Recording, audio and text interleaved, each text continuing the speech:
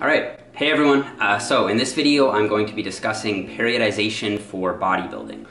So essentially how it is we should go about interpreting the research on periodization and then applying that to our bodybuilding focused training and programming. So I want to kick things off just with a quick definition. So I will say that there doesn't really seem to be any universally recognized or accepted definition of periodization. But it seems to me that most of the experts in the field are just sort of construing it really broadly to mean how it is you plan your training or organize your training over time. Basically, this term periodization kind of originated in the 1950s with a guy named Leo Matveyev. He was a Russian physiologist. And he sort of coined the term to mean what we would today refer to as linear periodization. So essentially increasing intensity and decreasing volume over time. And since then, since the original model was proposed, there have been a whole lot of studies done on periodization. There have been a bunch of different spins put on the original model, and it's just gotten a whole lot more popular. So I think the first question that we need to ask ourselves is periodization actually important? Does it actually work? Is the question even worth talking about? And I think that the answer to this question is yes. I believe that the majority of the studies that have looked at periodization have shown a positive effect of periodizing your programming on strength and hypertrophy. And just as one example of this, there was a review article that looked at 15 different studies, and what it found was that 13 out of the 15 studies showed a positive effect of periodizing training. And out of the 2 studies that didn't show any effect of periodizing your training, they were both short in duration and on subjects without much training experience. And as we know, subjects who are kind of new to training can really respond to anything. And so any sort of non-ridiculous routine is probably going to yield results for them. Despite all of this evidence, I think we should still be slow to conclude, or shouldn't be so quick to conclude, that it is periodization per se that's doing the work here. It seems plausible that there could just be some other factor that happens to go alongside with periodization. That's actually the significant factor here. And just in support of this, there was a review paper written in 2012 by John Kiley, where he stated that due to complicating logistical constraints, experimental designs have compared interventions regularly varying training parameters with interventions with minimal or no variation. Accordingly, what these studies have demonstrated is that variation is a critical aspect of effective training, not that periodization methodologies are an optimal means of providing variation. And so then he goes on to sort of say that as the literature stands right now, periodization isn't really all that evidence-based. All that we can really draw from this research is that having variety in your training is really important. Now, I think it's important to note here that if you vary your training too frequently, so you're just changing things up all the time, or if you change it excessively, so you go from down here to up here suddenly, then I think that your sort of training targets can be too varied, and then your adaptive abilities or your ability to adapt to the training can be spread too thin. And so as a result, your gains can be compromised. So variation is important, but you have to keep it within the context of varying things methodically and in a controlled way and not just sporadically. And guys, in the discussion that follows, I think it's going to be important to keep in mind that none of these models will stand alone in isolation in the real world. So I think that they tend to work together and they work best that way. And if we're going to look at this through a sort of practical lens, I think the best thing that we can do is sort of borrow ideas or the best ideas from each of these and then integrate them into sort of like an overarching programming perspective. So like I just said, linear periodization is when you increase the intensity and decrease the volume over time. So as an example of this, let's just say you're a bodybuilder in his or her off season and you're peaking for a powerlifting meet. Or you're not competing in powerlifting, but you're just running a max strength block. So an example of what this might look like is, say, you go in week 1 and you do 3 sets of 6 at 80%, and then as the weeks go by, you will decrease the number of reps that you're doing, and you will increase the percentage of your 1 rep max that you're putting on the bar. And then this will just go all the way down until you have meet week, or the week before meet week, where you'll do a bunch of heavy singles, pretty close to your 1 rep max. And then in meet week, you'll just taper or deload going into the meet. I think another example of where this would be appropriate is, say you're running a specific progression scheme in a low to moderate rep range. So say 6 to 8 reps. Essentially, you'll start in week 1 doing 100 pounds for say 3 sets of 8. The next week, you'll do 105 pounds for 3 sets of 7. And you just continue at that, where the reps are decreasing. So the overall volume is decreasing, but the weight is increasing. Now, of course, this isn't a problem for a bodybuilder, because at the end of the strength block, you've gained a bunch of strength now. So when you go back to the beginning and start the progression over again, you'll be handling more weight. And so in the big picture, you actually end up handling more volume. So now we'll move on to reverse linear periodization. So as the name suggests, this is sort of the inverse of linear periodization. So it's when you increase the volume and decrease the intensity over time. And I will note here that most studies that have compared linear periodization to reverse linear periodization have found linear periodization to be more effective. But that isn't to say that reverse linear periodization doesn't have its place.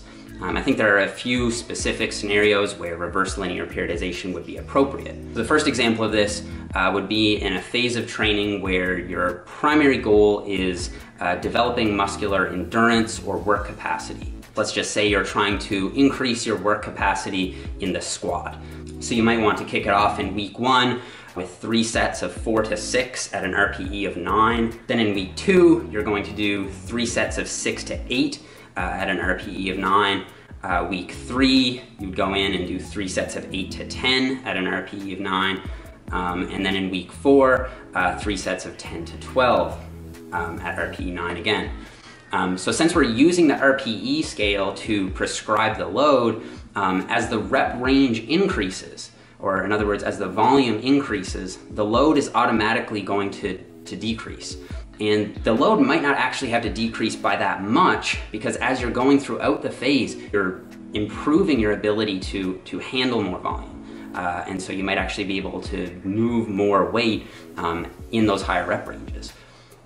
So I think that developing work capacity in this sort of sense does make sense for, say, like a power lifter in his off season, or even leading into a peak. Those new adaptations of muscular endurance and the ability to recover from all that volume can then be transmuted into max strength gains in the next block. And just as another really quick example of this, I think a pseudo reverse linear progression scheme like this one here can be effective. I don't think, strictly speaking, it would be classified as reverse linear just because the load or the intensity doesn't actually decrease, it just stays the same, but the volume would increase across the course of that mesocycle.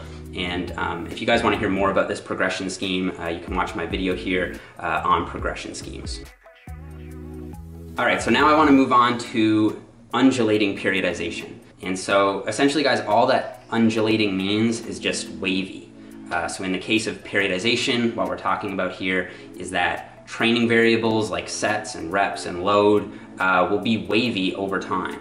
So they'll go up and down and so on. So in the case of daily undulating periodization, these variables will go up and down within the training week. So they'll vary on a daily time scale. Whereas in weekly undulating periodization, these variables will go up and down on a scale of weeks, but within the training week itself, they won't be changing. And I'm not going to spend a whole lot of time digging into the research on this. I'll just suffice it to say that the majority of studies do find that an undulating approach tends to lead to superior strength gains than, say, a linear approach. But this isn't always the case. There is the occasional study that will show undulating periodization not to be superior to a linear approach. But in any case, I think that the majority view is that undulating reps or sets within the training week, or at least from week to week, is a good idea. And I think that this makes sense from a physiological perspective, but it also makes a lot of sense from a psychological perspective, given that we tend to like some variety and freshness to our training. Just as an example of this, let's say that you're doing squats and you do 3 sets of 8 on Monday, and then you do 3 sets of 8 again on Thursday. I feel as though most people would get more bored with that set and rep scheme than say 3 sets of 10 on Monday and then 4 sets of 6 on Thursday. I think that we tend to habituate to doing the same thing again and again, and so undulating reps or sets or loads within the training week is a good idea to add variety to training. Okay, so let's move on to an example of daily undulating periodization. Let's say that we have really crappy biceps. They're a lagging body part for us, and so we're gonna be hitting them 3 times a week. We might go in on day 1 of week 1 and do 3 sets of 4 to 6. Day 2 of week 1, we might do 3 sets of 15 to 20. And day 3, we might do 3 sets of 8 to 12. So you have 3 different rep ranges here. They're wavy, so they undulate throughout the week. And that's really all that daily undulating periodization means. And then in week 2, you would have the same setup. And then in week 3, you would have, again, the same thing. But to ensure that you're progressing from week to week, what you would do is focus on progressive overload. So ensure that you're adding some weight to the bar from week 1 to week 2, week 2 to week 3, while staying within that rep range. So that would still classify as daily undulating periodization, but there would be sort of like a linear progression in terms of incrementally adding weight to the bar as the weeks go by. All right, so now I want to move on to conjugate periodization. So the conjugate method, I think, is based on 2 central premises. So the first is that different traits are developed simultaneously or concurrently. So just as an example of this, you might be developing both hypertrophy and max strength within the same week. So in this sense, it's very similar to the daily undulating approach. Day 1, you would go in and do max effort work, say on the bench press. And then on day 2, you would go in and do dynamic effort work or speed work with, say, some bands and chains or what have you. And the second premise is that exercise variation is important. And I think that it's this idea that we can borrow the most from the conjugate approach as bodybuilders. So just as one example of empirical support for this, there was a study done by Fonseca et al. In 2014 where they took 2 groups and they gave one group only squats. So their workout program was just all squats. In the other group, they gave squats and deadlifts and lunges and I think leg press. So they had a lot of variation in terms of exercises. This group had no variation. And what they found at the end of the study was that the group that only did squats didn't see hypertrophy in all of the heads of the quads, only in a couple of the heads. Whereas the group that varied their exercises, they saw hypertrophy in all 4 heads of the quads. So I think that this study sort of shows us that if we want symmetrical and proportional development as bodybuilders, it's really important to vary our exercises and not get caught up in a minimalistic approach where we just do, say, 1 exercise or a handful of exercises and that's it. So I think that out of all of the periodization models that we've discussed, this is the one that we can learn the most from as advanced trainees. So block periodization is really based around this idea of training residuals, which states that after you stop training a given ability, it will tend to stick around for a nice while after you stop training it. So the main idea with block periodization was that you would take one block of training, say, I don't know, a month or 2, and focus on developing a given ability. So let's just say muscular endurance. Then in the next block, you would put the muscular endurance stuff at maintenance. So you wouldn't train that so much. And instead you would start to focus on a different ability. So say max strength development. And because of training residuals, you can sort of keep the adaptations that you built in the first block into the second block, provided that there's enough work in there to at least allow for the maintenance of it. And I think that as advanced bodybuilders, this is an important concept for us because it becomes increasingly difficult to improve given body parts after training for a certain period of time. So as an example of this, let's just say that you're an advanced level bodybuilder who has a lagging chest. What you might want to do using a block periodized approach is take a 4 to 6 week block and really focus on blasting your pecs with a high frequency, so say 3 to 4 times a week. quite a lot of volume within reason, and a lot of exercise variation. And then in the follow-up block, you might want to move on to developing, say, another body part. So you would put the chest work at maintenance, say, to 2 times a week with a reduction in volume to, say, 2/3 or half of what you were doing in the previous block, and now focus on, say, the legs or something else. And then in the follow-up block after that, what you might want to do is go back to hitting your chest again at a very high frequency and volume. And I believe that you can continue to make progress even as an advanced athlete when periodizing your training in this way, where you have blocks of training with a specific focus on developing a specific body part or a given adaptation. So guys, in conclusion, I just want to emphasize that in the real world, from a practical programming perspective, I don't think any of these models will stand alone in isolation. And to build, I think, the best program for you, you're going to have to incorporate different aspects of probably each of these models, and make sure that you keep progressive overload at the forefront of any training program to ensure that you are progressing and getting better and getting stronger over time. So guys, I just want to say thank you for watching this video. I hope that you guys learned something or took at least something away from it that's going to help you and your training.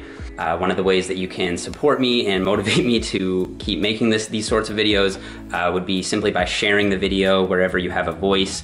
If you don't want to share the video, but you'd still like to support the channel, one of the ways you can do that is just by giving me a thumbs up down below. I was also wondering if any of you guys would be interested in purchasing a standalone bodybuilding program from me. It would be a probably 6-month periodized plan and reasonably priced. If that's something you guys might be interested in, just leave me a comment in the comments below. And if I do get any interest, then it's a project that I'll move forward with. So thank you guys once again so much for watching the video, and I will see you guys in the next one.